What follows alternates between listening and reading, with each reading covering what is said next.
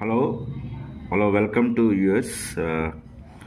ఈరోజు కరెంట్ అఫైర్స్లో భాగంగా అతి ముఖ్యమైనటువంటి సింగపూర్ పర్యటన రెండవ రోజు పలు సంస్థల ప్రభుత్వ ప్రతినిధులతో రాష్ట్ర బృందం భేటీలు 3,500 కోట్లతో ST Telemedia global data centre ఏర్పాటుకు ఒప్పందం, ముచ్చెర్ల సమీపంలో మిర్ఖాన్పేటలో స్థాపనకు నిర్ణయం, సింగపూర్ వాణిజ్య మంత్రితోనూ సీఎం రేవంత్ బృందం భేటీ, వివిధ రంగాల్లో భాగస్వామ్యం కావాలని ఆహ్వానము, సంయుక్తంగా చేపట్టే ప్రాజెక్టులపై అధ్యయనం కోసము ప్రత్యేక బృందాల ఏర్పాటుకు నిర్ణయం, రాష్ట్రంలో సెమీకండక్టర్ల రంగ పరిశ్రమల ఏర్పాటుకు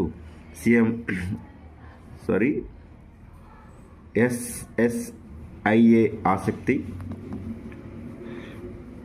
చూడండమ్మా, ఈ ST group president CEO బ్రూనే Lopez, next రాష్ట్ర ప్రభుత్వ తరపున పరిశ్రమల శాఖ ముఖ్య కార్యదర్శి జమేజ్ రంజన్.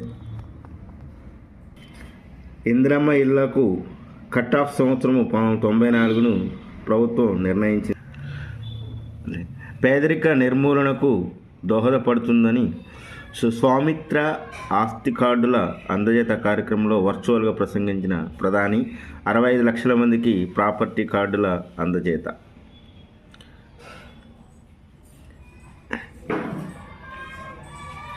ఛత్తీస్గఢ్, గుజరాత్, హిమాచల్ ప్రదేశ్, మధ్యప్రదేశ్, మహారాష్ట్ర, మిజోరాం, ఒడిస్సా, పంజాబ్, రాజస్థాన్, ఉత్తరప్రదేశ్ మొత్తంగా 10 రాష్ట్రాలతో పాటు జమ్మూ కాశ్మీర్, లడఖ్ కేంద్రపాలిత ప్రాంతాల్లో 50,000 గ్రామాలకు చెందిన 65 లక్షల మందికి శనివారం ఈ కార్డులు అందజేశారు. కార్డులు అందుకున్న వారిలో కొందరు లబ్ధిదారులతో ప్రధాని మోదీ వర్చువల్గా మాట్లాడారు. గ్రామీణ ప్రాంతాల్లో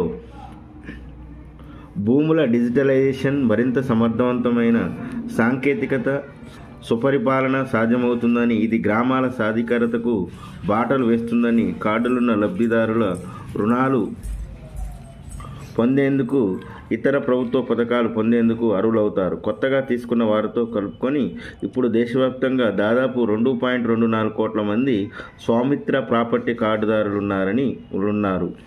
ఆస్తి హక్కు అనేది ప్రపంచవ్యాప్తంగా ప్రధాన సవాలుగా తయారైంది. ఓకే యూఎస్, నా ఛానల్ చూడటంతో పాటు సబ్స్క్రైబ్ చేసుకోగలరు,